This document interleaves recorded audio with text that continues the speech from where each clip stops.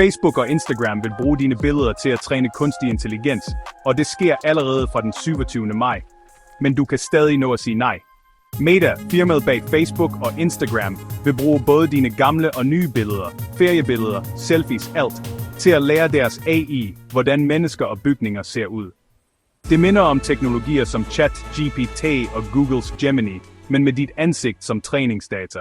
Kritikken hagler ned. Forbrugerrådet Tænk og en række europæiske myndigheder advarer mod planerne og anbefaler, at du gør indsigelse. Hvorfor?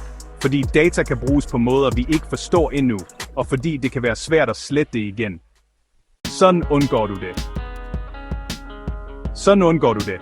Meta har en formular, hvor du kan frabede dig at deltage, men den ligger gemt dybt i indstillingerne. Du skal være logget ind på Facebook og Instagram og udfylde den før 26. maj.